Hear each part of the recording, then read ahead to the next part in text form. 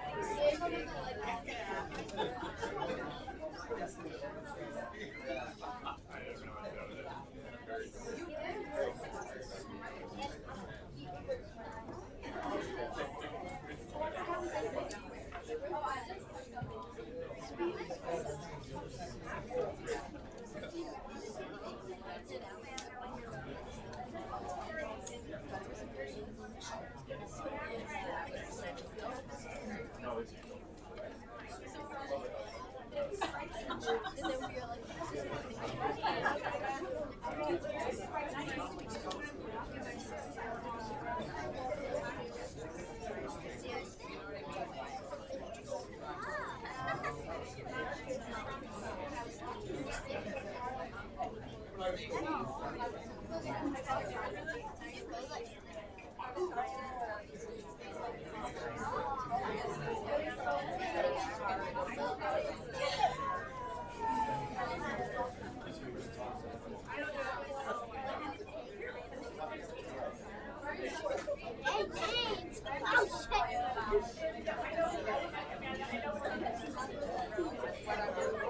I'm in school, hey, I thought when I see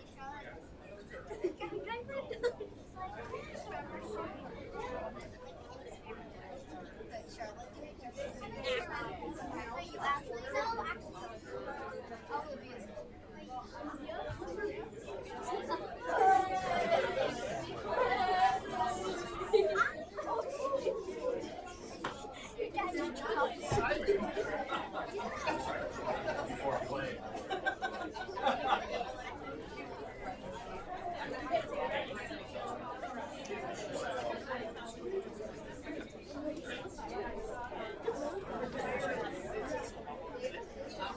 Yeah, same. So we thought it was real.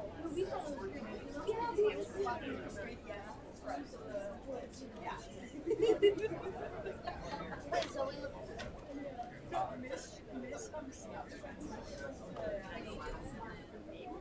Or whatever.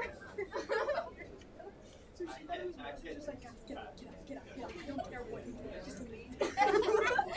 So we just walked out there and we saw your class. Yeah, you're just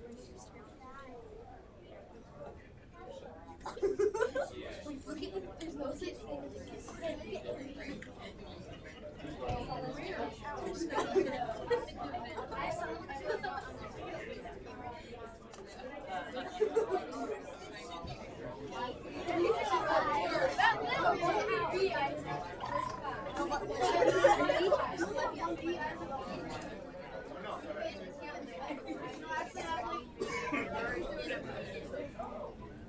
So we've been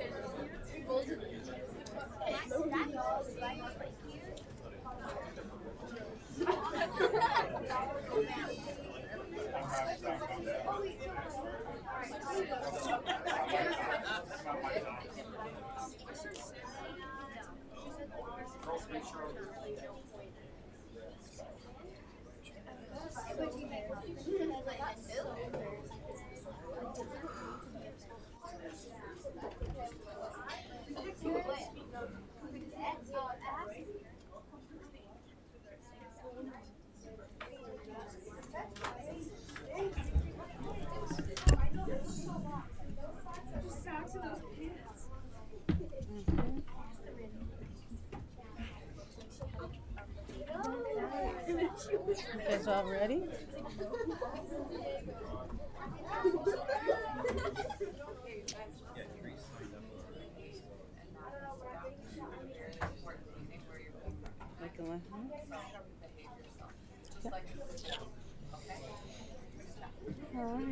All right. Well, welcome. Hey, girls.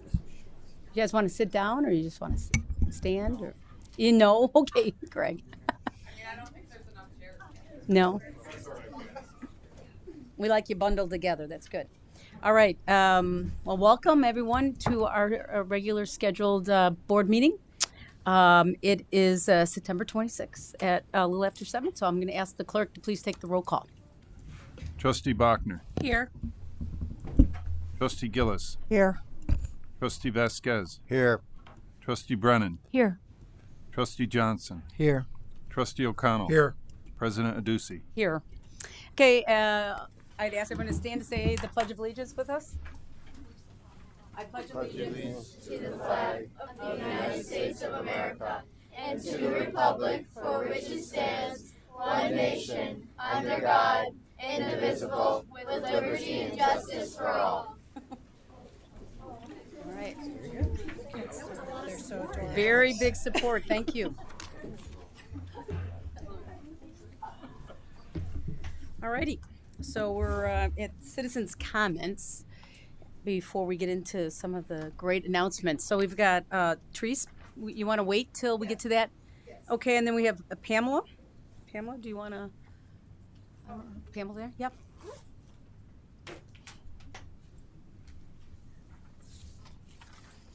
My name is Pam Weiss, and I live at 511 Ashland, the Chatterton condo. I'm located just behind the infamous Lake and Lathrop project site. I've lived at my address for 5 years, 3 of which have been involved in the demolition and supposed improvement of that property. I'm not limiting my comments to complaining about the project, but I'm also focusing on the responsibility of the Village of River Forest and you, the board. I'm sure you've heard enough questions and complaints about this property, and many of the complaints are about the property, but I am here to remind you that you, as our elected officials, also have a commitment to the taxpayers to keep this project moving forward. When promoting Lake and Lathrop property, the phrase walking lifestyle is mentioned. I would like the Village of River Forest to take some responsibility and restore the walking lifestyle for the residents who are surrounding that property. We're moving into the 3rd winter of trying to navigate these streets. Mm-hmm. Residents who walk to church, to the 2 schools in the area, Jewel Bank, and other local businesses need these sidewalks. As we move into the session of snow and ice, we already know that the property owners are not good at cleaning up the snow. It usually only happens after complaints are filed.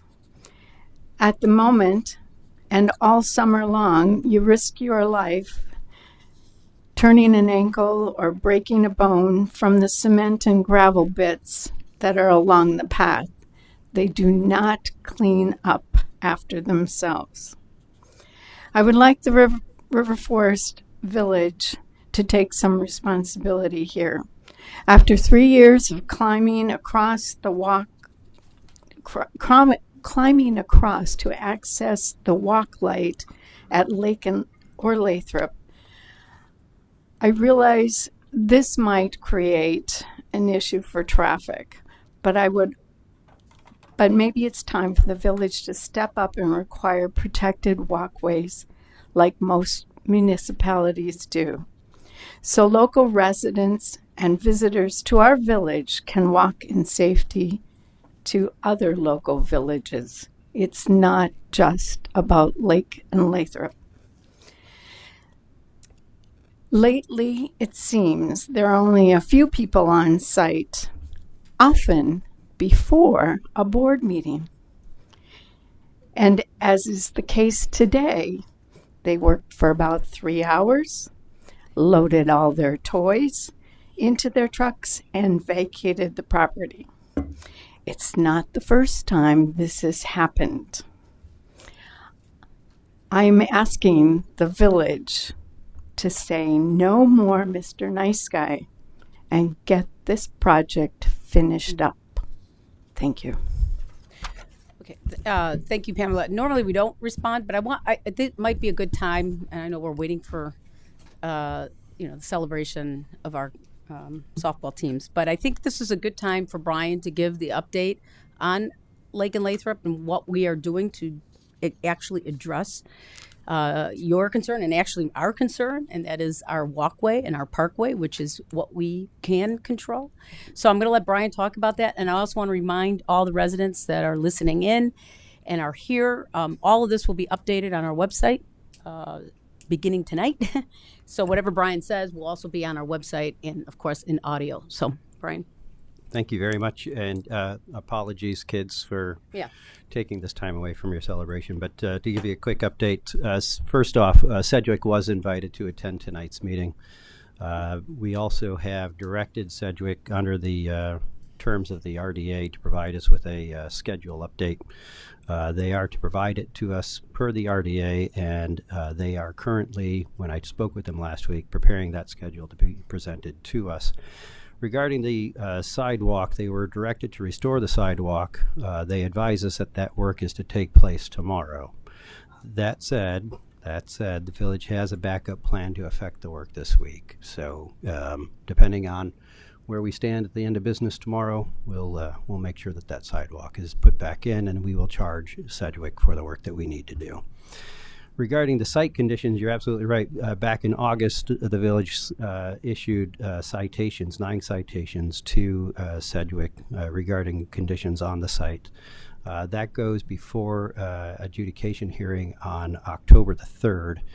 Our goal, of course, is to gain compliance, but if we aren't able to gain compliance, we will be pursuing a daily fee for non-compliance with the judge. That's what I have for an update. Yeah. And also, I want to remind everybody that the developer has paid in full their permit fee, which they have 18 months to build.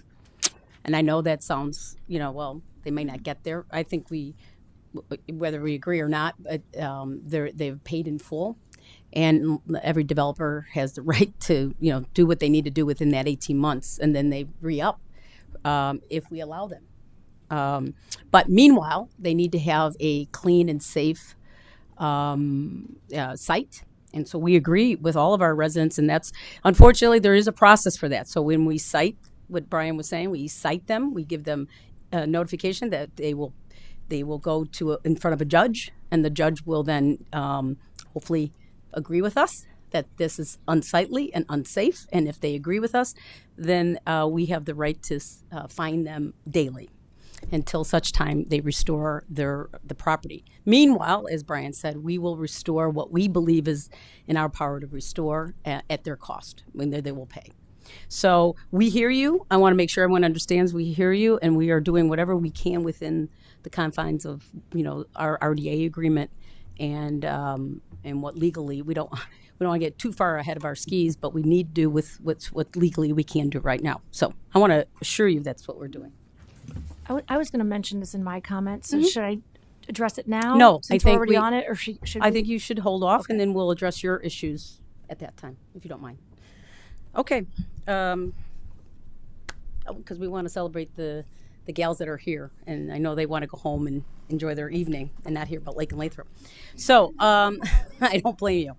So, well, now let's go on to elected officials' comments and announcements. We've got some fun stuff here before us, recognition of the 10U and the 14U Little League softball champions. And I know we have some coaches here, and we have some certificates that we want to provide to all of you. What a wonderful, incredible feat. I think this is the first for us. I'm not 100% sure. Is that Greg? Is this two girls, 2 in 1 year? First time ever. That's what I thought. What a wonderful, wonderful accomplishment, ladies and girls, and we're just really proud of you here in River Forest. And so we have some certificates. I'd ask the coaches if you want to come up, and we'd like to acknowledge each and every one of the girls that are on the team with a certificate. So please make your way up. Yeah, well, here, we can be right at the podium, and we'll speak into the microphone because people are on Zoom. So we have the 10U teams and the 14U Should we do teams. the little guys first? for sure. Awesome. Thank you very much for having us here tonight. I'm Ann Bath, and I am the Vice President of Softball.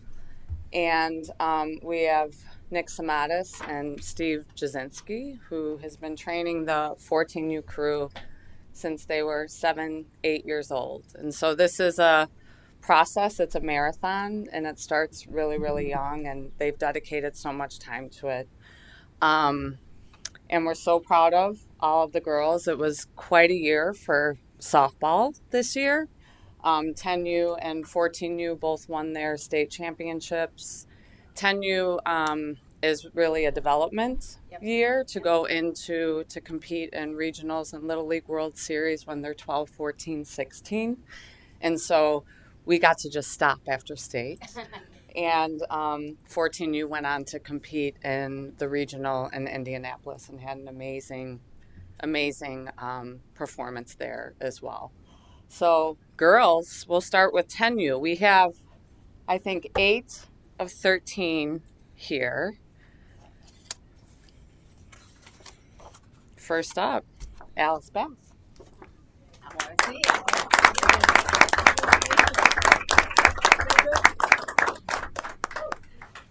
Emma Alvarado. Yeah. Alphabetical order. You got to shake Kathy's hand. And Kathy, we're gonna let you we're gonna let you wear this. Oh wow! You can't keep it, but you can wear it when you shake their hand. Take a picture. Lauren Leibenguth, come on down. Good job. Avery Bryant. They did such a good job putting it in alphabetical order. Ariana Catrobon.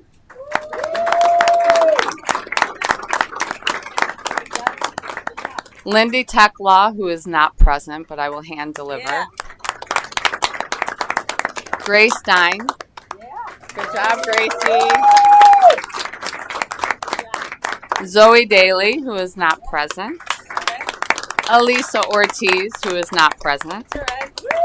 They're busy playing softball. They're practicing. Emma Sakalaris, who is not present. Olivia Matz, come on down.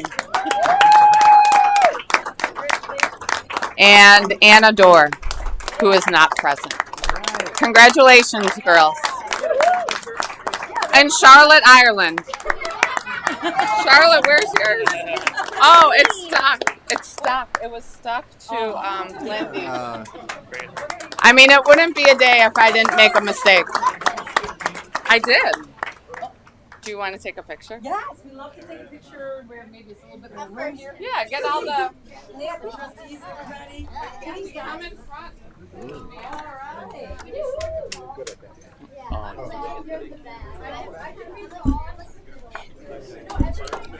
know, exactly. You gotta do like a fist bump. That ring. Right. Thank you. I really appreciate it. Thank you. Good to see you. I didn't know I was going to be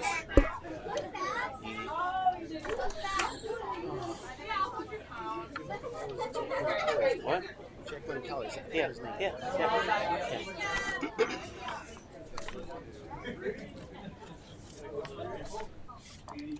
It's really the only.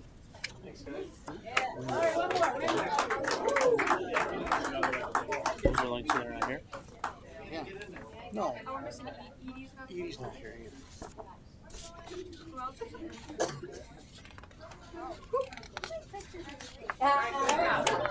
Sure. Maybe Delar's last. On that. Delar's last. Okay, let's platform right.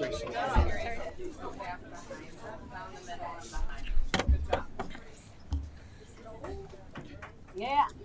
All right. Good job, girls. All right, Coach. All right. Well, Ann said it best. Me and Coach Steve have been coaching a lot of these girls since 8U. We are actually going to meet tonight and discuss if it's our retirement from for a softball, or we're going to go one more year. So we're all going to meet and talk about that a little bit later. So hopefully, maybe we do have 1 year left in us. We'll see. But I want to start with the girls. Cece DeLise.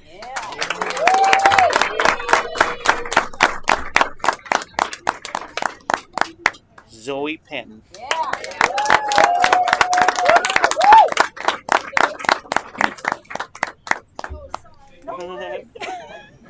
Jenny King.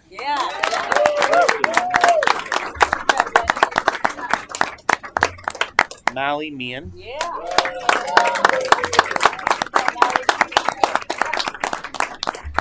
Sophia Leonardi.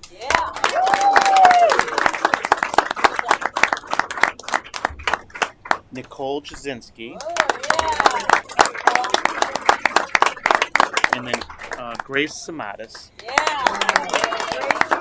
There are 3 girls that weren't able to make it tonight: Edie Carroll, Flynn, and Lily Putnam. Take those wicked too, so you can give them to the girls. Perfect.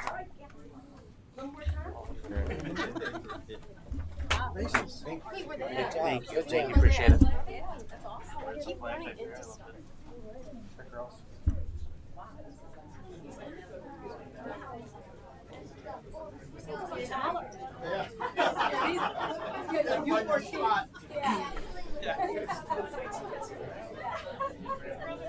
Yeah, right. Upside down.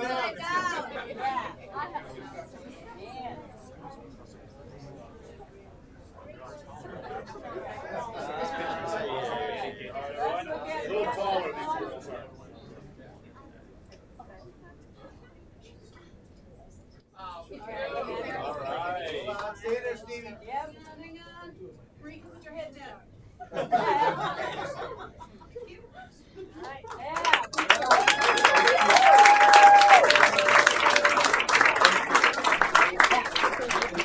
Oh, yeah.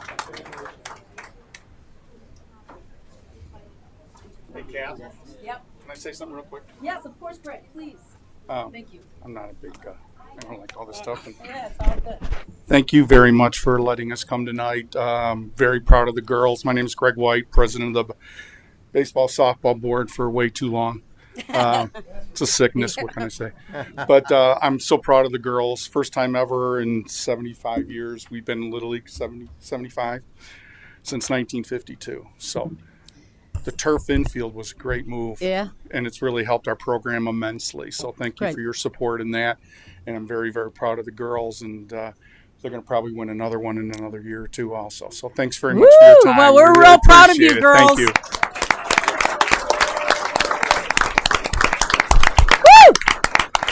Well, keep up the great work. We're so proud of all of you. Thank you, Greg, for everything Right. you do for our community and the coaches. You're the best. Thank you so much. Without the coaches, we wouldn't have won, right? I assume you guys have to put it all together. And it starts with discipline, and it starts with practice, and the coaches lead that. So thank you so much. On behalf of the village and our community, we're really proud of everything that you've done. So thank you. Thank you again. Thank you. You guys are awesome.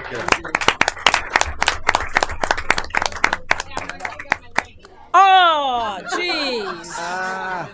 Thank you. Thank you, Ann. Yeah. I enjoyed it. All right. All righty. Go have some pizza. I say pizza and beer. Uh-oh. Putting Yeah. him on the spot. It is a school night. All right, very good. Okay, so let's go ahead and we'll go on with the elected official comments. So, Bob, do you mind to start? Really, I have nothing tonight. Nothing? So, Okay. Nope. All right. Thank you. That's okay, too. All right, thank you.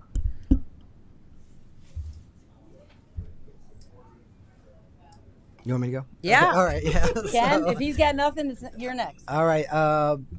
Just want to wish all the residents a happy upcoming fall. Also, I had the opportunity to attend 2 things since the last board meeting. One being the IML conference, which I think congratulations are in order because that we have a new president of the IML, and it just happens to be Kathy Aducci. So I think we should give it up for her for a Yeah, little bit. thanks. She said a wonderful speech about the community of River Forest and just made us all proud. So I'm proud of you and glad to know you. So, and then I also attended the WMMC dinner, which I was unfortunately underdressed for, but I did enjoy myself. So, but it was a great time. Yeah, you look great. I'm learning. So. No, it's all good. Anything goes. I didn't notice a thing. Yeah. Oh, exactly. Underdressed is overdressed for me. Yeah. Oh my God. All right. That's all. Super. Thank you. Katie? Yep, thanks. So I have a couple things. I also attended the Attorney's Day for the IML conference with can. And I wanted to just mention one of the presentations that I went to that was particularly interesting was on DEI lessons learned from a couple of other communities, Carbondale and Peoria, and a couple of things that they mentioned. I know that we can get a hold of the slides, and I thought that they were very useful. So a couple of things that they mentioned were they each have DEI or diversity and inclusion task forces or commissions, and then they have, in addition to that, implemented some minority hiring goals within the villages. One of the commissions has recently put out a community-wide survey looking for public input. One of the communities has started a 5-on-5 program, which is moderated community discussions between the police and the residents, and it's moderated by a retired police officer, which I thought was an interesting program. Another community had a diversity empowerment action team. One had a program for mayor's youth group, helping kids who are minorities have an opportunity to work in public works. And one thing that caught my ear was in Peoria, they've started a minority business registry, which reminded me that at the time that we were organizing the West Village Juneteenth parade, and we were trying to contact local minority-owned businesses and also give them business from the parade and from River Forest's own Juneteenth flag raising. We didn't have a list of the minority-owned businesses in town, and we just sort of went with the ones that we knew of. But that was something that caught my eye because it would have been helpful when we were planning those events. So we can get the slides and the materials from that if you guys are interested. Yeah. And then the other thing I wanted to mention was that yes, at our last meeting, I did ask if we could invite Lake and Lathrop developers to our meeting. I'm glad that you did. Thank you so much. And I wanted to hear a little bit more, like, are they receptive to it? Did they not respond? Did they say no? What happened there? Because I think they should hear what the residents have to say, and I think residents and the board have questions and would like to get more feedback from them. It was a healthy dialogue. We strongly encouraged them to attend. They said they would take it under advisement. Wow. Okay. Can I just ask a question for that, Brian? So one of the things that you brought up that really did strike me was the issue of the upcoming snow season. So do we have any plans for that as well? I know we want to maintain a walkable area, but as far as cleaning up after that, and who knows what's under snow, so we need to make sure that doesn't become an issue. So right, and that's one of the positions why we want the sidewalk properly installed, so that it can be properly maintained throughout the winter. Yeah, and that's one thing we can control is our parkways and our walkways. So we agree. I mean, I think we all agree around the table, and so does Brian, that with our residents that it has to be passable. I mean, so some of it wasn't just also the developers, some of it was utilities, and so everything kind of comes together, which is unfortunate. So dealing with the utilities and then other things, I think complicated things. So today I think we worked with the utilities to clean up their cones and other things, so that looks good, but we know that the other stuff has to be addressed. So. Those were utilities not related to their site. That was the fiber optic work that was going on throughout the village throughout the summer. That's correct. So unfortunately, they just coincided, which happens. Okay. Yeah, and just the last thing I wanted to just remind residents that October 5th and October 12th are the deadlines to let our waste hauler know that you want to have hazardous waste or electronic waste picked up. Yep. Can I ask a question about that? No, but you can afterwards if you don't mind, unless it's a quick question. Is it Yeah, I'm just just wondering, like, what about, I live in the condos. Does this apply Yeah. to me? Huh? How do I get my electronics Jeff? picked up? That's a good question. And we'll we'll try not to, but that's a great question. So go ahead. Only my second one. That's all right. So I'll touch base with you after the meeting. Right now, my understanding with LRS is that this program is only for those people who are part of the village contract. So anybody who utilizes a private waste hauler, anything that's more than 3 units per building is privately contracted. Those individuals are not part of the HHW and the e-waste collection. But that's not to say that your condo association or your HOA could not participate via your own contract.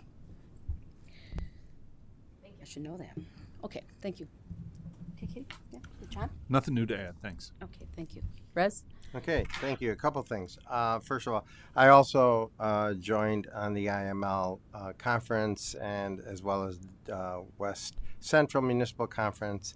They're both very good, but not so much because it's also educational, but also the fact that you continue to develop relationships and maintain relationships with other villages and other state representatives, which is really key. I mean, for us, and I think, Kathy, congratulations again on being the president, but I think you highlighted that in your speech about how it's important that our villages work together. We have the covenant with Maywood, but that should not stop us, and I know it hasn't stopped us from working with other villages. So these type of functions help us develop that and create those type of projects that benefit all of us in all of our communities. So thank you for that, and thank you for all of the trustees who participated in some or all of those events. So thank you. The other thing I wanted to talk about is I did meet with the River Forest Collaborative Committee, and just a couple of highlights regarding each of the respective sister agencies. Talk about working together with our respective sister departments and agencies here in River Forest. Just highlights in terms of the Park District. They're obviously progressing in the Keystone Park update, which they came to us here to get a permission to work on. They're still on that. They did indicate that their next project, although they don't, and they're looking at actually next spring to work on the Washington Park. And they're focusing that park as an ADA park, so making it more accessible for individuals with disabilities. So that's the next highlight for them. Regarding District 200, they're still working on a number of projects for them. They did highlight, and for those of us who did go, which I did on Saturday, September the 24th, they had an open house to see the new or phase 1 completion of phase 1 and the updates they made, which are incredible. It was great not only looking at the facility, but they also had some of their faculty members in the math department and the English department, history department to show you their classrooms and how their new methodology in teaching is benefiting the students. In addition, there were students there too that were really excited about their new facilities and building, which is great to see. So they also talked about we probably, since we already heard this, if we read the papers, is that they're looking and striking a deal with the Park District about switching the tennis courts with their with some of their athletic fields. And so they're going to be striking a deal with that, but also they're looking at using geothermal energy for sustainability purposes in what used to be their baseball field is now going to be turned into a track field. And so they're thinking of building that and providing energy, not for their whole facility, but at least one or two of their buildings. Regarding D90, they started the school fine. They're actually working on, or going to be working on again, on the issue of whether they'll go with full-time kindergarten. So they're going to be exploring that, doing a cost analysis again. about the issues. There's a number of issues, not only in terms of cost of facilities, but the cost of faculty and additional instructors. So they're going to be doing all that again and hopefully getting a report in the spring coming up in 2023. Regarding the library, they came to us, if you may recall, their air handler work. Their bids are coming in. It took a little while because of the pandemic, et cetera, with supplies, but they're hoping that's going to be moving quickly within the next couple of months. They did also ask, you may have seen something going around either by mail or by email as well. They're going to be working on their 5-year strategic plan, and so they're really seeking feedback from everybody. So please submit your comments to them on the type of services you're interested in or would like them to focus on. Last but not least, the township, they talked about their additional increasing assistance for seniors, but they did raise an issue that they noticed that they're having more issues with children on bikes, that they're not staying on the lanes, they're staying in the middle of the street, etc., not necessarily stop signs, etc. So this came up more as an issue of safety and security for children, and people are driving around, even though you're careful, or drivers in vehicles seem to be careful, but it looks like some of the kids, and they were the focus was the middle school kids were the ones that were a little more aggressive or energetic in terms of their abilities. So they said, keep an eye out as you're driving along the roads in River Forest. So that was about it. So thank you. So the township had this issue? The township raised the issue initially, saying that they've been experiencing it a little more. Okay. Because as they drive around, not that it was limited to them, but and then when they raised it, some of the other people in River Forest were saying, "Oh yeah, I experienced the same thing." So they were highlighting more like, "Be careful."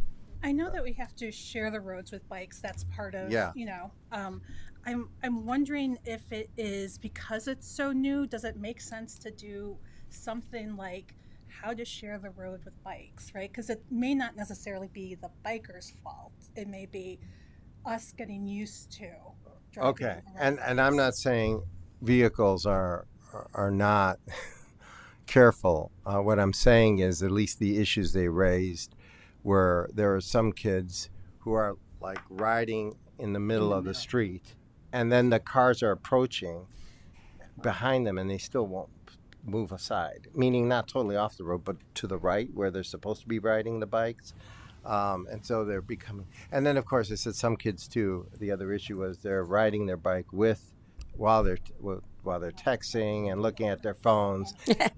Yeah, and that's another thing. Yeah, it doesn't look cool to use a helmet while they're riding the bike as you get to school. It doesn't look right. So it's those type of issues that that were raised, that maybe there should be some discussions with kids, whether there's parents, whether there's schools, or something along those lines. I would encourage the township and D90 to get together. Well, they were there, and they said they would do that too. As and well. I know, Katie and I've done this before. Active Transportation is a great organization that does bicycle safety and other safety measures that maybe perhaps D90 and the township could connect with Active Transportation. Maybe they could do a seminar. Maybe they could do a Zoom meeting with parents. I don't know, but I think there's a lot. I guess what I'm saying, there's a lot of safety issues, education seminars, things like that we could educate our parents on too. Absolutely. And don't worry, Chief O'Shea. I did not tell him I was going to send you out to start arresting kids. Right. Okay. Yeah. If I can just piggyback on what Kathy said. Eric, who's the proprietor at Wheel and Sprocket in Oak Park, helped us. He was on the task force that worked on developing the bike plan, and he had offered back then and has continued to offer to be involved in educating not just the bike riders, but it's the cars, because those are sharrows on the road, and that means there's those cars are supposed to be sharing the road with the bikes. The bikes are not obligated to move over. The cars are supposed to be behind the bikes. The bike has the right to have the whole lane. Okay. And I think part of it is that a lot of us don't drivers don't realize that, and of course the kids are smaller on the bikes too, and are they're little whippersnappers. But we as drivers need to be educated that those bikes deserve to have that whole lane. And what if it's two-way? The whole, one side of the road. I understand. They shouldn't go in the middle of the road. But Okay. if I'm on the right-hand side of the road as a driver and I'm behind a bike, that biker is not obligated to pull over to the side and let me go as the driver behind them. Okay, I totally agree with what you just said. What I'm saying, and maybe I didn't clarify it, we have kids who are going on both sides of the road and using the cell phone, texting. It was a safe. No one was blaming that it's solely the fault of the kids. They were just saying they're starting to see more kids do that. That's all. Well, I think there's educational. No, I agree. Educational for everybody. So maybe if any, I don't know, we just send a note to D90 and Township. Okay. But thank you. Thank you. Okay. Lisa? All right, I'll keep it short and sweet. Basically, yes, IML's statewide collaboration through the IML conference, my first one, eye-opening in terms of just seeing the power of us all working together at the state level and under your leadership. It will be amazing. Western Central Municipal League, again, the power of collaboration in the western suburbs, awesome. We need to do more of it, and it's good to meet those people at those events. It's to, make the relationships to drive that collaboration. Happy, I shouldn't say, I'm going to say it wrong, Shana Tova, which means good year because it is Rosh Hashanah. It started last night and it ends tomorrow evening. For those who would like to, Tour Proviso is this Saturday, October 1st. It starts at 7:45, free registration. I'll be there. I haven't been on a bike in like 20 years outside of a cycle club, so it'll be interesting. The Trinity campaign, they're doing the ribbon cutting on their new school on Tuesday the 4th. Yes. Another great thing to kind of celebrate as a village. It looks amazing. I don't know if you've seen it. And last but not least, the Pumpkin Patch Parade in support of Maywood Fine Arts is a week from Saturday. And that's another great thing that we can all participate with to support our neighbors. And then ongoing is the Greentown team meeting, of which River Forest is well represented. It's a great group. Thanks. Bye. Wow. No, that's important. At Greentown. No, it's totally important. Yeah, and really we have a homework assignment due on Friday. I know. It's on my to-do list. I might take longer than Lisa. So I'd like to start with a land acknowledgement. As we begin, we are mindful that we hold these meetings on land that was once and still inhabited by indigenous people, including the Ojibwa, the Chippewa, Menominee, Potawatomi nations, and more. We will remember our nation's history and honor the Native people as stewards of this land that was colonized, and that River Forest continues to be a place many people from diverse backgrounds live and gather. I too want to say Happy New Year to those who are celebrating Rosh Hashanah, and also Happy Hispanic and Latinx Heritage Month. And as we are thinking about that, and thinking about those who were impacted in Puerto Rico and their families because of Hurricane Fiona and the aftermath that ensues from that, they have not recovered from Hurricane Maria several years ago and have to go through this ordeal as well. If people are interested, you can make donations. One website is HispanicFederation.org to find ways to support those families and people in Puerto Rico. In relation to the DEI advisory group, we had our meeting last week and heard from our final bidder, and I think everybody was very impressed with them. From my understanding, we are just tick and tying the last parts of the contract, and that will we will see that shortly here. And was happy to attend the IML conference, and I think we all were sort of talking about IML, but really it's a chance to see everybody on a municipal level, the village trustees, the village administrators, the clerks, the lawyers. So to be in a space with all those people coming together, I attended an economic development forum, and it was just a round circle. I thought that I was going to be listening to topics, and they're like, no, you are going to be participating with all these other folks, right? So to hear everyone's challenges and the great ideas that they have, I am excited to bring some of those here to River Forest, and just know that everyone's trying to do the same thing we're doing, right? And there are many communities like River Forest. It was surprising to hear how many communities were similar to River Forest in their needs across Illinois.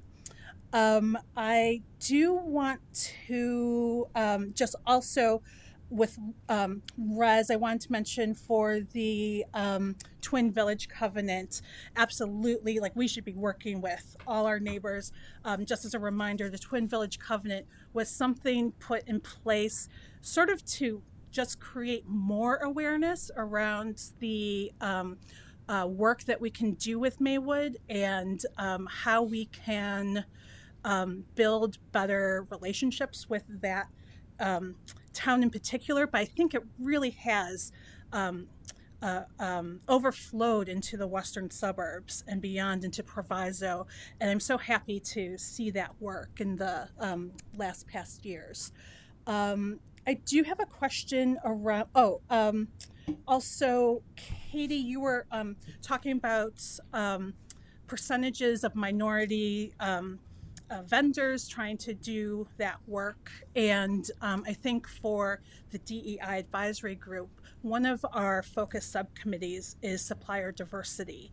And as you may have experienced, it's not an easy thing to just come up with that list of names really quickly. It's something that has to be curated over years. And that's the importance of it, because it's hard for minorities of any kind, right? Veteran organizations and businesses owned by veterans, by those with disability needs, those of the LGBTQ community, those who are part of the global majority. It's hard to get an in if we don't regularly look for that. So we've got some wonderful people on the DEI advisory group who are waiting for us to attack that issue. And I think we should have some good results around that. I do want to ask around Lake and Lathrop, Brian, the sidewalk work, if you could explain what that is exactly, because I have a comment around it. Certainly, it's focused on Lake, and where the fence has been pulled forward to allow for the overdig to take place so that they could put the foundation wall on the north side. That section of sidewalk is to be restored to its original state. Okay, because I know sometimes that for whatever reason, the construction that's being done, you can't do that.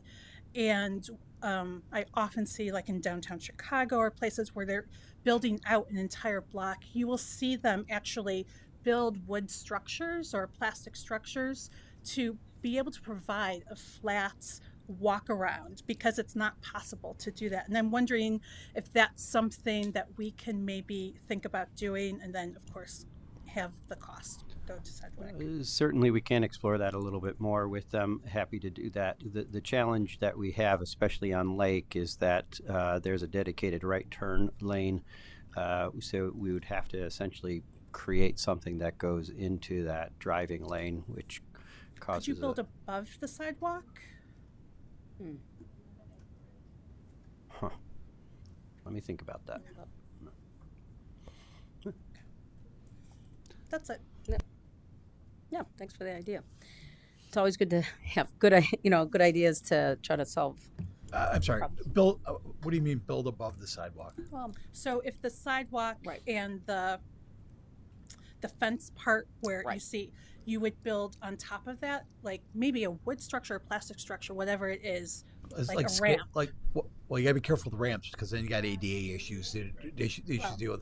But I know what you're saying. But I think the first issue is we need to get the sidewalk back to its regular condition. Right. But I mean, there's Yeah. issues on the Because- Lathrop side too of walking, right? Yeah, And it it's would be the- both sides. Yeah. Yeah. Oh, yeah. Good conversation. Thanks, Erica. All right. Okay. I think you all kind of talked most about what I would have mentioned. So thank you so much. I just want to emphasize, I see the power of Illinois Municipal League because of what all you all said, and that is bringing people together, sharing ideas. So I'm glad most of you, if not all of you, went. So that I think that's great for us here in our community, and for us to build those relationships with other communities. And it's also good, for our lawyers. You get CDL credits. Right. There's a great benefit to go to as well. Plus, you learn a lot. So I love it. I've always seen the power of it. So so thank you for all, taking out some time. Some of it is Saturday time. So I know it was a lot to ask. I also attended the West Central Municipal Conference, and we did elect our first African American woman, Mayor Katrina Thompson from Broadview. So very excited for her. She's one of the folks that is leading the C4 initiative, which is something that we're real proud to be part of. I also attended the Dominican University President Dinner. It's basically Glenna Temple bringing leaders across the community together for discussion, which I really value her input, and it's good to have a continued relationship with Glenna. I also provided a video to our the Jewish community and wishing them a good Rosh Hashanah as we go into this week. So it's an important part. And I think we talked about Greentown, and we've talked about other events that are coming up. I'm also going to be attending a luncheon with the Chamber of Commerce tomorrow, Tuesday. So a lot going on. Thank you for everybody's involvement. I think people are seeing the level of activity show up. So that's real important. So thank you. So we'll go ahead and move on to our consent agenda. If we can get a motion to approve the consent agenda, item A through G. I move that we approve consent agenda items A through G. Okay. If I can ask then the clerk to please read out loud those items and then take the vote.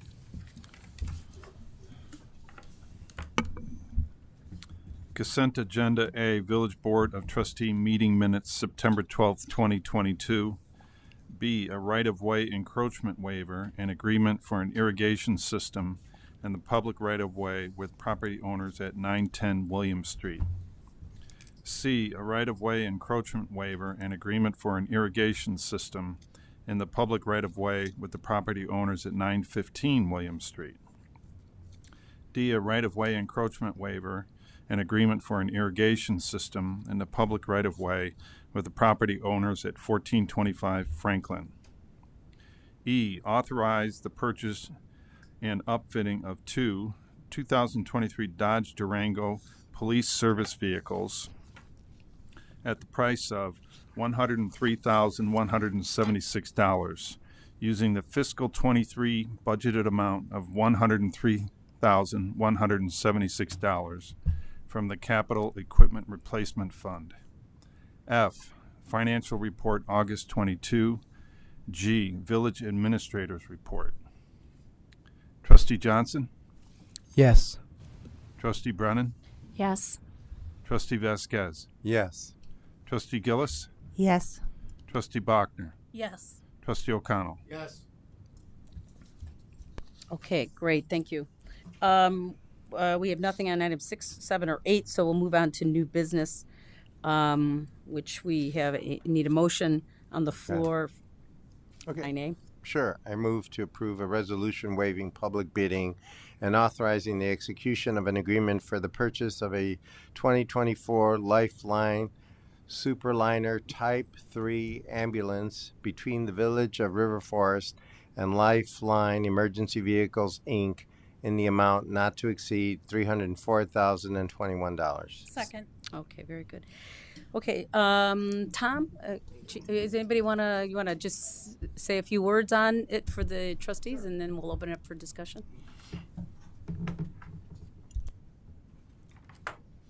Good evening, everyone. Yeah, this is to replace our current unit that is a 2014 ambulance.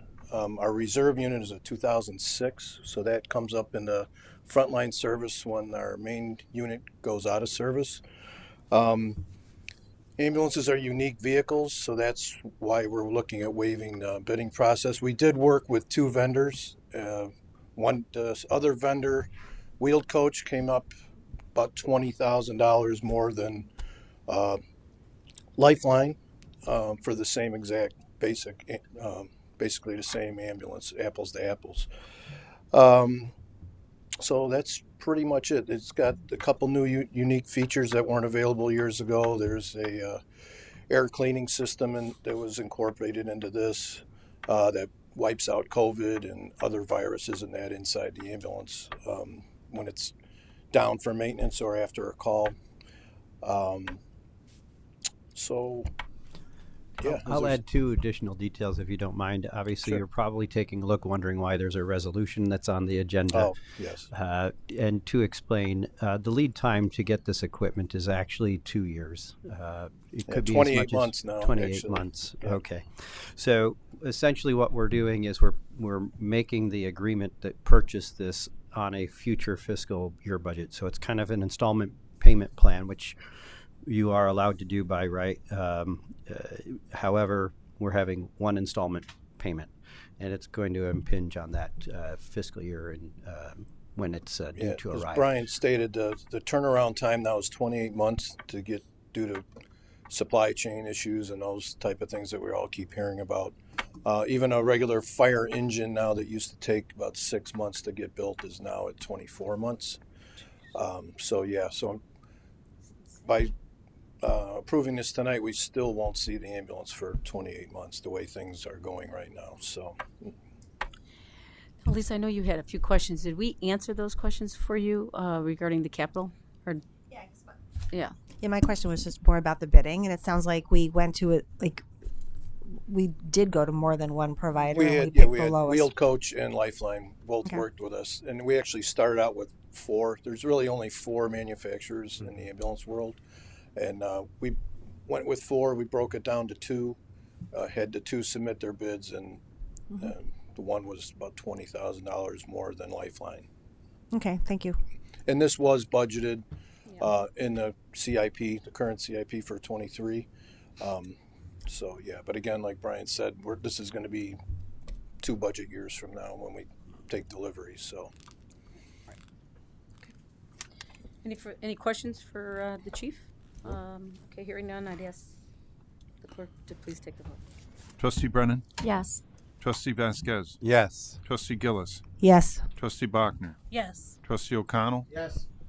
Trustee Johnson? Yes. Okay, we can also get 9B. We can move move it and second it, and then we can ask the residents to speak, if that's okay. Okay. So if I can get a motion on 9B in a second.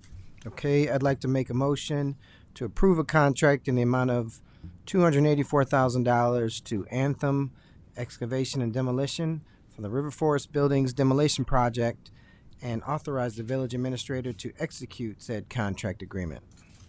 Second. Okay. All right, so we've got Deborah and Therese. Those are the 2 that want to speak to it? Great, super. Thank you.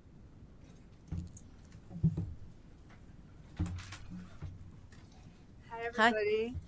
Thanks for hearing me out.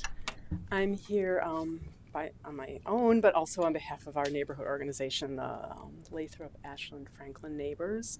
And we did submit some comments in advance, but I can read them to you. So in terms of the bid that you just approved, I did have some questions about... We haven't approved it yet. We just the vote will happen after the comments. Perfect. Okay, excuse me, it's my first time being here. No at the worries. Meeting, so, What are their comments? I'm I sorry? sent the comments to comments. to Yeah, Matt. So I got them right here on my phone, so I can read them to you. Yeah, because I don't, Deborah, I thought maybe you didn't think you could. Yeah, I wasn't sure. So yeah, that's because why. my understanding was you had to Had you you had not to be been here here, first, yeah, no and so worries. I submitted them in advance because Thank you for I that. work in the evening. Yeah, no problem. All right. So first of all, I wanted to thank again and acknowledge that Brian and Matt met with our group on August 30th about our concerns in terms of safety and security of the area. And I noted that you did put in your memo that you had discussions with us, which was great, and that the work would be completed by the village staff or a different contractor in the future. So what I wanted to do tonight was to confirm the details of that discussion regarding the plans and materials and the timing of the work, or that we could reserve some time to have a future meeting to get the details ironed out for what we need over there. So anyway, my first question or comment was that we would really like to have a combination of like iron fencing and tall arborvitae, which you can see in various places in the village, including on, it's behind the, let's see, Dominican, I think. There's it's William, and then there's a street that goes this way. I'm not really sure which street it is. Concordia. Concordia. Yeah. Okay, sorry, I'm kind of new to the area. So anyway, it's beautifully done. It's totally protected. There's like a tall, I think it's probably like a 7-foot iron fence, and then the arborvitae is taller than that, and I know that they grow really tall. So that's the kind of protection that we're looking for, not a chain link fence like that's on Lathrop and Lake, because we're a residential area. So that was one of the things we wanted to confirm. My second point was that, and this is just, it's sort of a question, but I wasn't sure whether I did look into it, but the village has a requirement to take the lowest bidder, and I see you had 7 bids for the demolition, and that you did go or are going to go with the lowest bidder. I have the amount incorrect in my email. It was $284, but I thought that the grant was for $350. So I wondered what happened to the extra money that was granted for the demolition. That was my one question, and if that could be used for our protection and security. And then the second question was that in looking up Anthem, I noticed that they had had a run-in with the governor's office sometime in the past, and I just wanted to know if, in your due diligence in terms of the lowest bidder, whether the requirement by the village, which for bids is the lowest responsible bidder, and I just wanted to know if that was, accurately checked out in terms of the responsibility. The final thing about this part of it is that the Anthem named a couple of subs for performing asbestos remediation and plumbing. I guess that must have to do with just the buildings themselves and making sure that things are, protected and capped off and not, running into the street. And the two outfits they named were Hussar Abatement and Quality Plumbing, and I just wanted to know if we would be receiving some background information on these two companies that look like it was named by Anthem. That's what it looked like in the bid to me. In our meeting on August 30th, Brian had indicated that the village had some sort of like pre-plan information for the yet to be demolished sites, and our neighbors are very anxious to learn when that information would be made available and what kind of a plan was happening there.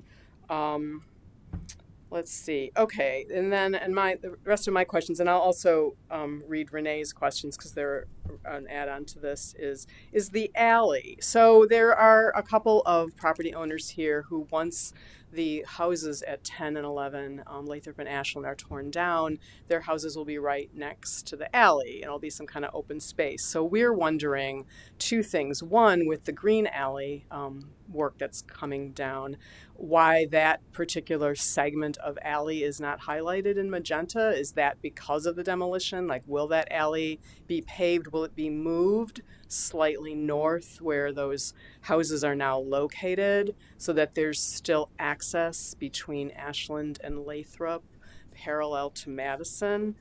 Thanks. And yeah, I think that's pretty much it. Like the alley seems to be, it's just not indicated on the map. And then added to my questions, Renee Duba, who cannot be here tonight, she noted that, it says in the bid that the contractor has to provide for dust mitigation no later than 5 days prior to the start of the work. Mm-hmm. And we would like to make sure that our neighborhood group is provided that, Yep. information. She said that we would prefer to have the use of water spray. This is pretty significant to the adjacent properties. The homeowners who are adjacent to this demolition, we would like to have us added to the insurance coverage in case there's damage to our property. Vibration monitors is an issue with demolition. Most of our homes are 110 up years old and have plaster. So, we could end up with cracked walls and ceilings. We have a topsoil issue. It says that the plan is to lay 4 inches of topsoil and seed with a class 1 grass mixture, but the planting date in our planting zone is over and is not extending into November. So then what's going to happen is is it going to be bare? Like, how are we working with this in terms of planting? What is the alternative for the property? It also says something about the installation of a chain link fence for the duration of the project. So I assume that that's to protect during the demolition. But then, of course, as I mentioned in all of my extensive comments, we would hope that once that demolition is done, that will be removed pretty immediately, and then we will have our, semi-permanent, structure in place to protect our property. So that's what I have. Great. Yeah. Okay. Great, Deborah, and we'll answer a lot of those questions. Great. Okay. Thank you very So much. I'll let Therese talk, Okay. and then Thank you. We'll talk through your questions. Thank you. Teresa Peavy at 13 Ashland, right next door to what's being torn down. So I guess I have some more questions, not necessarily comments, but we heard a lot about Lake and Lathrop tonight, and I'm just hoping and wondering if we've learned anything in the bidding process about handing this out and hoping they do the work that's supposed to be done, and instead having to go back to them and ask them for things that they aren't really complying with right now. And I want to make sure that Anthem is not going to be the same as Sedgwick when we move down the road. So I just wondered what things you've put in place to make sure that doesn't happen. I also want to know if you know the order of demolition. Will it be Lutheran Child and Family Services and then the 2 homes, or will it be the 2 homes, 1 home, then the other home? What that order is, just so we know what that is. And do you have the boundary of the chain link fence? As I know Brian knows, and many of you others who know where I live, there's about 6 feet between my home and the home that's being torn down. And so I want to make sure that whatever is put up is going to protect my home. Of course, all of the neighbors have issues with, as Deb mentioned, vibrations and rodents and debris. But with the 6 feet space, I just want to make sure that we're protected. And I did have Deb's question as well about the insurance. And that extra money, like making sure that our homes are protected if there's any damage that's done. What happened? What's our remediation if there is damage that's done to our home?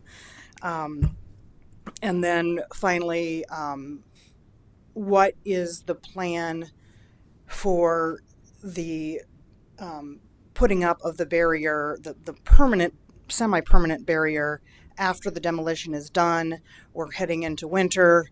If the demolition doesn't get done until it's already winter out, what's the plan to put something up to keep people from using that space that's now just going to be an empty lot? So those are my questions. So thank you. Thanks, Teresa. All right. They're all good questions. So thank you for being here and asking them. I'm going to ask Matt to take the podium. I think most of these questions, I think you'll have an answer to, if not all of them. So should be all of them. Should be all of them. So just to provide some background, the village received a grant from the Department of Commerce and Economic Opportunity earlier this year or late last year for $350,000. It was a line item grant that the village got a scope of work approved for the demolition of the work. So to the question about using the difference between the bid amount and the 350,000, that's not the case because the work needs to be kind of directly tied to the scope of work that's already been approved by the state.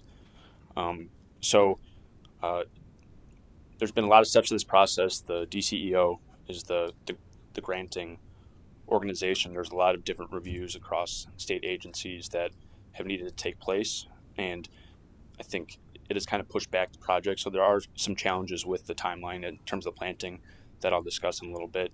So as part of the project, we had to go through the State Historic Preservation Office because the 7620 right on the corner of Ashland and Madison's kind of the main piece of the Lutheran Child and Family Services building is eligible for the National Register of Historic Places. So it needed certain requirements. So the village has hired a consultant that has already performed the majority of the work, including a historic building survey. And we are also in discussions with SHPO, is the acronym for the historic office, to have a memorandum of agreement so that we make sure that we make efforts to salvage certain pieces of that property, particularly the stained windows and also the kind of brick windscreen there on the front of the property. Now, related to that historic work, the village, the 7620 piece is a significant property. So back in June, the village was the applicant for a certificate of appropriateness with the Historic Preservation Commission here. The HPC did not grant a certificate of appropriateness, and they did implement a 1-week demolition delay that expired in July. But due to the delays in the grant and the review, that is no longer a factor holding back demolition. Then DCEO also has a requirement that, at least for this project, 30% of the grant funds need to go to a minority or women-owned business. So we needed to get that number before going out to bid and make efforts to try and attract a minority or women-owned business. There was some discussion earlier about the challenges with that. The village staff mailed about 75 notices of bid and emailed a list from the state of those contractors trying to get as much interest as possible so that we can meet that requirement and not request a waiver of that requirement. So there was discussion about, we had 7 bids, only 7 bids came back. The second, third, and fourth lowest bid did not state any effort to try and meet the necessary 30%. The lowest bid did. And there was some discussion or question about the subcontractors that are on that list. Those will not be the subcontractors for the project. In conversations with Anthem, they are trying to make sure that they need to hit the 30% requirement with the state. So they are currently in the process of hiring subcontractors that are certified with the state that are minority or women owned. So once that process is completed, we've already submitted a utilization plan is what they call it to meet that 30%. We are waiting to hear back from DCO as to whether that's approved. Work will not begin until that is approved because we would potentially forfeit the grant funds if we were to proceed without meeting that requirement. So the 2 outstanding issues with the state are both the ball is in their court. We expect those reviews to happen very soon so that construction would begin or demolition would begin in October. In terms of the landscaping piece, obviously it's late September. So it's going to take a month or 2 for this demolition project. And you're right, it'll be winter and it's not the best time to plant. So I think the plan should be for staff to meet again with the group to discuss what those look like, the barriers following demolition. Because right now, depending on the schedule, I don't want to make any promises about what the details are for that project. So in regards to the demolition fencing, the intent based on the conversations that we've had and comments that we received is for the fencing, the chain link traditional construction fencing to be removed following the demolition and once the site is up to grade with the topsoil. I think I'll have to talk to Public Works Director Jeff Lathrop about this, but there might be a need for silt fencing or things to try and keep topsoil, especially if it's not secured with seed blanket in the winter. We don't want it to become a mud pit or anything like that. Then, let's see, what are the questions here? In terms of the alley, the reason that it was not on the list is because of the demolition. We didn't want to have construction going on and demolition all at the same site. The intent is for all alleys to be green alleys. In terms of what that alley looks like, I think that is not something that is really on the table right now. The purpose right now is just to demolish property. The alley will be open during demolition. That is the intent, to have chain link around each lot. And I think that was most of it. Oh, in terms of holding the contractor accountable, in this case, this is our project. We are the ones paying the contractor to demolish property. We have a lot more leverage to make sure that they are meeting the requirements and responding to the village, because we can withhold payment if they're not meeting the requirements set in the call for bids and our contract. So, as opposed to like in Lathrop, which is a lot more complicated, this is directly the village can hold Anthem and the subcontractors accountable. I think that was most of the questions. I think so. I think you were talking about insurance and the other, which is a big issue. So you want to address that? Right, absolutely. So since the village is the one taking the action on the demolition, obviously we have to make sure that we protect our neighbors, and this is exactly what we had talked about when we met before. We want to continue to be good neighbors, and so we'll continue to work with you, Therese, and your neighbor on the other side as well. One of the, and I'll present this idea to you right now, but one of the methods that I used in a previous organization is that we would actually take photo and video evidence of the exterior and interior of your home if you're up to it, so we can make sure that we preserved everything what it did look like before demolition, so that we have something to look back on and make sure that we have been the good neighbors that we promised you we're going to be. So I think it's that's go something ahead. I have one thing to address too, in terms of the responsibility of the contractor. Yeah. Once the bid results were received, I called references for Anthem. They do a work with a variety of public sector, a lot of counties and forest preserves, and I received no concerns or issues with their cost overruns or not responsive or not executing the work or scheduling issues. So you looked in what Deborah said in terms of any of the runs, and correct. It's possible that could have happened. Right. I might add, actually, Anthem is a woman-owned business. They're just not certified by the state at this point. So they have applied for that certification. They have applied, though. So which is a long process. It's possible that 100% of this project will be minority or women-owned. So one of the things I want to make sure we answer the question too, Deborah, you brought up about, hey, this is going to be 284, lowest responsible bidder. What about the rest of the money? And that's a great question. And I think you did address it, where the money is, the state's very restrictive in how the money is used. So although we'd like to use the remaining amount, we cannot do that. But that's not to say that we don't have money set aside to do what you want. And that's why we did the TIF, provided for the tax increment finance. It provided us some money to help the neighbors and with projects like this and other infrastructure projects. So that's where we'll be probably taking the money for your.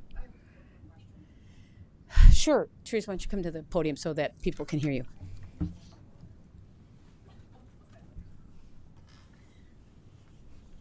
I know that the village is talking about alley work, and you're not going to include that alley. But is the timing of the rest of our alleys on that block of Ashland and Lathrop going to coincide with the demolition? Because I think that's going to be a lot of traffic jams. I'm just hoping that the work on the alley improvement isn't the same time that they're also demolishing property. Great question. I don't think so, but I'm going to let Jeff affirm that. Is this on? Yep, it's on. So the alley between Lathrop and Ashland, while we're not doing the kind of south end of that, as we've just discussed, the north-south alley, and then there's an east-west one up at the top of that block, those are kind of scheduled next, if you will. So the we're just starting all the alleys between Park and Franklin, between Vine and Madison this week. We're kind of holding off a little bit on the Ashland to Lathrop alleys because of some of the supply chain issues that are kind of impacting everything right now. We've got some other delays with other alleys that are ongoing because of that. So I just talked to the contractor last week. He said, you know what, I don't want to give you a date on those Ashland to Lathrop alleys quite yet because there's still a lot of things that are up in the air. So we're still working to get those dates hammered out as quickly as we can here. But certainly anything that we need to coordinate with admin about making sure we're providing enough space for each of the contractors to work without impacting too much on-street parking or anything like that, we can certainly do. Okay, thank you. And then I know you said that you would look at damage or take videos and photos of our two houses, to the question of if they're our houses in that whole area are older, and would you be willing to look at other houses besides the two that are adjacent to the homes being demolished? That's one more question. Then the last one is, it's not necessarily damage to the home, but if there's an infestation of rodents because they're unleashed, especially this time of year, is there some kind of remediation that the village is willing to provide? Yeah, to those 2 points, yes and yes. Hopefully there won't be too much rodents. And then there was a question about the order in which the demolition would take place. In our conversations, the intent would be to demolish the Madison Street property first so that those homes are still up as a buffer to the residents on Ashland and Lathrop. So that is the plan. In terms of what order the residential homes will go down, I don't have that. Okay. Annette, you want to get to the, I try not to do this, but go ahead, because I know these are important questions for you guys. That's all right, Annette. Go ahead. Hi, I just wanted to say to the police, thank you very much for all the effort that you've put in. I live at 14 Ashland, diagonal from Muggsy's, and I'm a windows open person, and the amount of partying and street activity, I appreciate your presence there. I think you've done an amazing job. However, I have a zillion videos of mainly weekends, but my big concern is I would ask, on top of the rats, on top of the dust, the houses breaking, everything, that there would be an increased police activity, because I know we're all aware of, anyway, I'm very worried about this open space and the gathering. And I don't want to be naive, and I don't want to say things that I shouldn't, but like I said, I live there. I experience it all the time, so I would appreciate an increase of police cars and continuing to do the great job that you're doing. But I'm really worried, to be honest. It's my home. We all live there, so there's a lot of questions, a lot of things that go into this. So thanks for all your work. Yeah, thanks for doing the proper, good job. Thank you, Annette. Yep.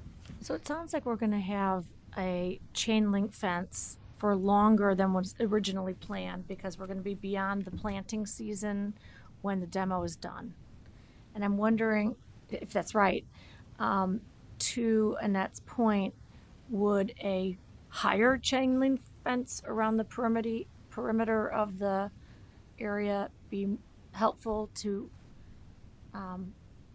prevent people from getting into the empty space? Well, to the question about the chain link fence, I'd have to check to make sure we're aligning with our construction codes, but as long as the site is safe for people to, we're not leaving holes in the ground or rocks, if we can take down that chain link fence when once the topsoil is there already, I think we would have to have some silt fencing to protect runoff and all the rest from when it snows and everything, but I don't believe that it would need to be chain link fenced until the planting season came back in the spring. But I think that what they're asking for is perhaps to keep it there. You're saying for protection purposes. I was sort of inferring that Sure. from her comment. I'm Yeah, not that's- absolutely certain, but Well, it sounded like the plan was to do the topsoil and plant through Anthem. Yeah. And they finished that project. That would be the end of the project. Now I think what we're hearing is that by the time they're done with demo and excavation, it's going to be too late for them to do the topsoil Right. planting. So it's a little tricky. There's kind of two schools of thought. One is that the chain link fence looks like a ugly construction site. We've heard about that tonight. And then also that does secure the site though. So in conversations when we met a couple weeks ago, there were discussions about other ways to protect it that aren't chain link fence, whether it's bushes or some type of things to deter people from that. I think we can still discuss that with the neighbors during the demolition process. So I don't want to commit to anything at this point because we've heard the concern of people gathering there, which is completely understandable, and then also concern of it being a rundown construction fence. So I guess the conclusion of this, you're committing to though meeting with the residents Yes, and making sure 100%. that this is where we can be in a mutual way, during the winter months. And 100%. Yeah, okay. Bob? Matt, start to finish, just on the demolition piece, how many weeks are we talking about? Estimated 4 to 6 weeks. Okay. And I'll update the group if that's a different number. Yeah. Hopefully it won't. Okay. And when do you think they're going to start?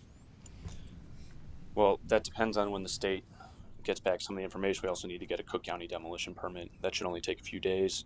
We're hoping sometime in October. We also have to get the subcontractor information too to see if that falls under the. Correct. So that's already been submitted to the state for their approval to make sure that we believe that it will hit that. So you're thinking it'll start in October. Yes. Is it going to be something else, Deborah? It's completely related to what he just Sure. said about the project. Sorry about this. So parking, okay?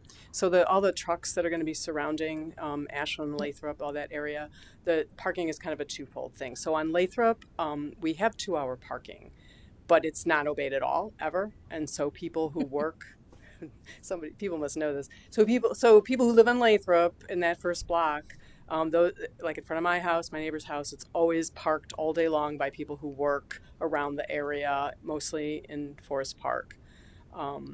The sign was on the ground for a while, and Jeff had it raised up, so that it was visible, but it doesn't really help.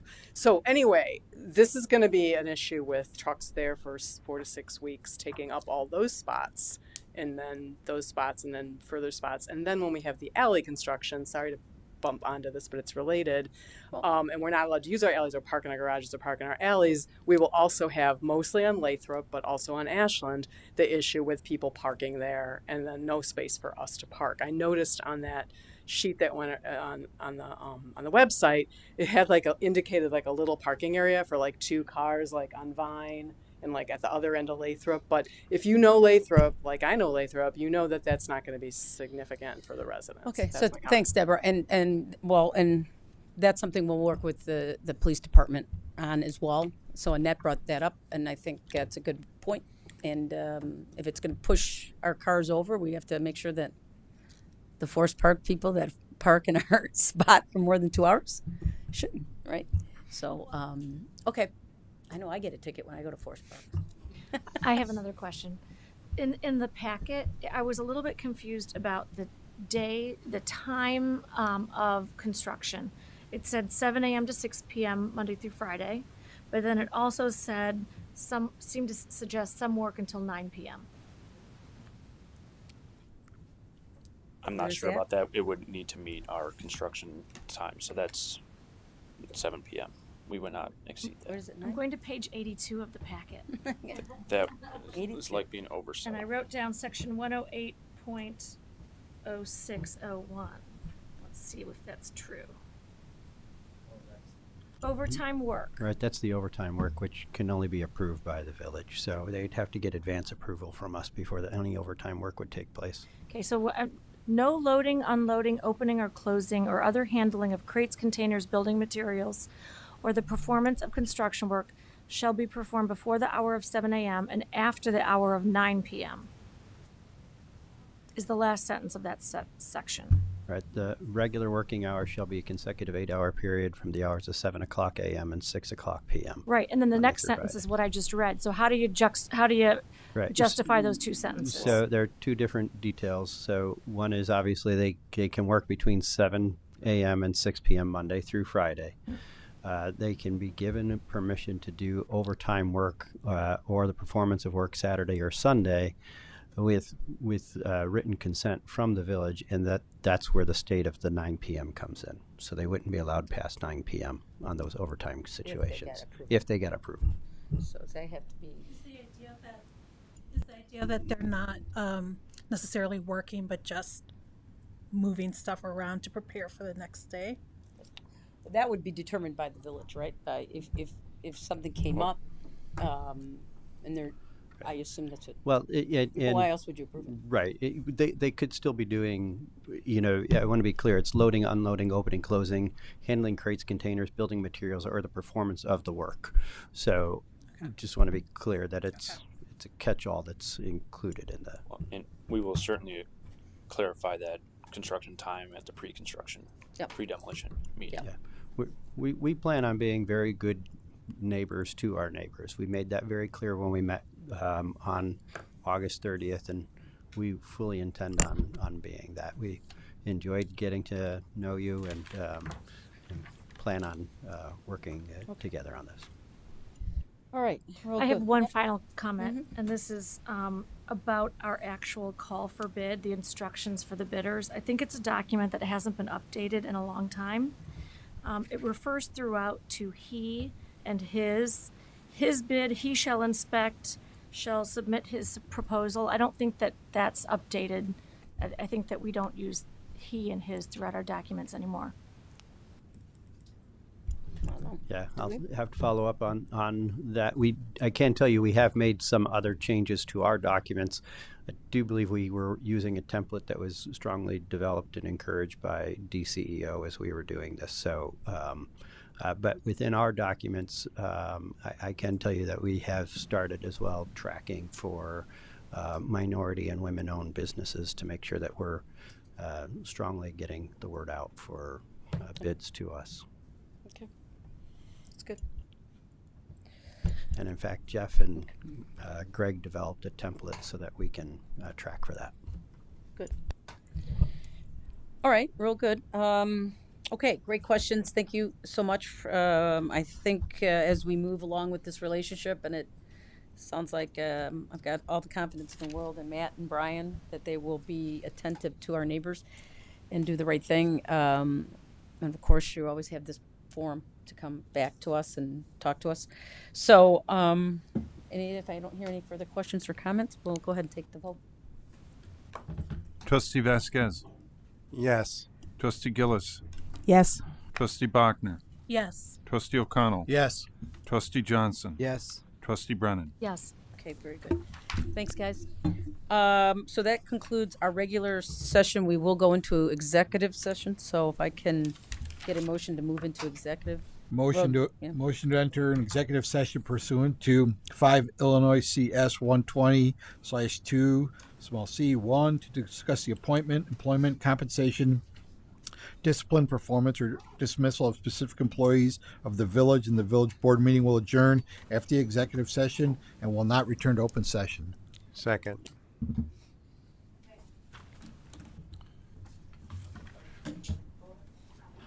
Trustee Gillis. Yes. Trustee Bachner. Yes. Trustee O'Connell. Yes. Trustee Johnson. Yes. Trustee Brennan. Yes. Trustee Vasquez. Yes. Okay. We'll take about a hiatus for a couple minutes and ask our public to give us our room.